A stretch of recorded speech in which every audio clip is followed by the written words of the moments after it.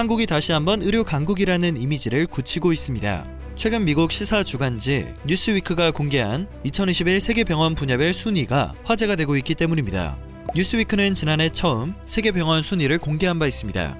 그리고 올해는 종합평가를 통해 분야별 병원 순위를 별도로 공개했는데요. 평가가 이뤄진 정형외과와 내분비학, 소화기내과, 신경학과 순환기내과, 종양학 총 6개 분야 가운데 5개 분야에서 국내 병원이 10위권 내에 이름을 올렸습니다.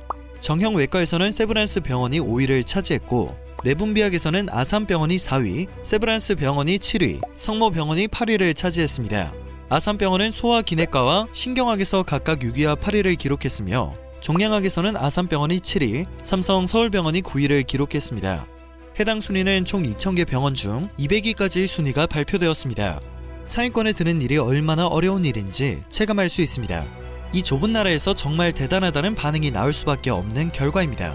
뉴스위크는 평가한 분야 중 하나에서 전문적인 치료가 필요한 경우 어떤 병원이 최첨단 시설을 갖추고 있는지, 지식이 풍부하고 뛰어난 의사가 어디에 있는지 알고 싶은 사람들을 위해 순위를 제공했다고 합니다. 이어 최고의 진단과 가장 효과적인 치료를 받을 수 있는 곳이 어디인지 신뢰할 수 있는 순위를 제공하게 되어 자랑스럽다는 설명을 덧붙였습니다. 해당 순위는 25개 국가의 의료 전문가 의견과 환자 경험 평가, KPI 결과를 바탕으로 매겨졌다고 합니다. 의료 전문가뿐만 아니라 환자로부터 신뢰받는 병원임을 입증하는 순위인 것입니다. 또한 전국민 의료보험 제도를 따져봤을 때 병원비도 가장 저렴할 것이라는 분석을 찾아볼 수도 있었는데요. 한국인들이 다른 나라와 비교했을 때 비교적 저렴한 비용으로 높은 의료 서비스를 누릴 수 있다는 점을 다시 한번 느낄 수 있었던 부분이었습니다. 반면 일본은 또 한국에 뒤처진 것이냐며 암울함을 감추지 못하고 있습니다. 6개 분야 가운데 5개 분야에서 10위권 내에 이름을 올린 한국과 달리 일본은 신경학 단 1개 분야에서만 간신히 10위에 이름을 올렸기 때문입니다. 일본은 자국이 의료 선진국이라는 것에 대해 굉장한 자부심을 보여왔으나 최근 코로나 사태로 의료 붕괴를 경험하는 굴욕을 겪은 바 있습니다. 실제로 일본은 코로나 사태 전까지만 해도 의료 선진국으로 여겨졌습니다.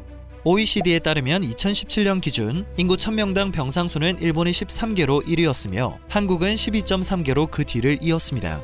OECD 평균인 4.7개의 2배를 넘고 병원 수도 약 8,000개로 G7 중 가장 많았지만 코로나 사태를 계기로 경직된 의료체계에 따른 문제점이 속속 드러나기 시작했죠. 특히 자원이 충분한데도 효율적으로 활용하지 못하는 문제점이 컸습니다.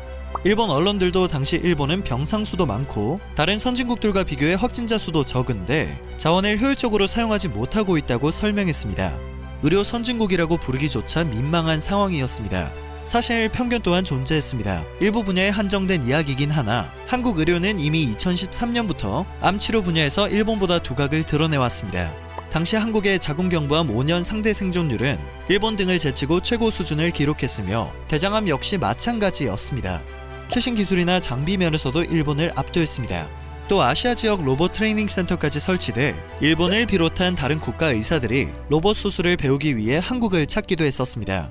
지난해 발표된 OECD 보건 통계에서도 한국의 보건 의료 수준을 확인해 볼 수 있었는데요. 주요 결과를 살펴보면 우리나라 국민의 기대 수명은 82.7년으로 OECD 국가 80.7에 비교해서 상위국에 속했으며 주요 질환 사망률은 대체로 OECD 평균보다 낮았습니다.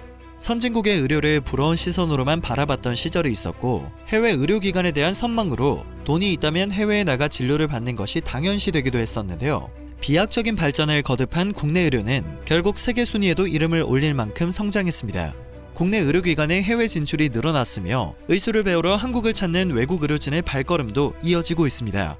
외국 의료진의 국적은 매우 다양하며 연수 프로그램을 통해 현지 의료진의 한국의 선진 의료기술이 자연스럽게 홍보가 되어 중증 진료나 고가 진료 영역에서의 해당 국가 환자 유치를 확대하는 작업으로 이어지기도 했습니다. 한국의 의료기술이 국제적으로 인정받았다는 것은 지난해 세계은행이 한국을 동아시아 태평양 지역 긴급의료 지정국가로 선정하며 또다시 증명되기도 했었습니다. 세계은행은 의료 수준과 접근성, 안전 등을 종합적으로 고려해 한국을 추가로 선정했다고 설명했는데요. 이는 한국의 의료 브랜드 파워를 활용할 수 있는 계기가 될 수 있을 것입니다. 국내 의료 수준이 선진국 중에서 선두에 있다는 평가가 이어지길 바라며 영상을 마치도록 하겠습니다. 영상이 정보가 되셨다면 그것만으로도 감사드립니다. 늘 새롭고 유익한 뉴스를 전하는 로버튜브 되겠습니다.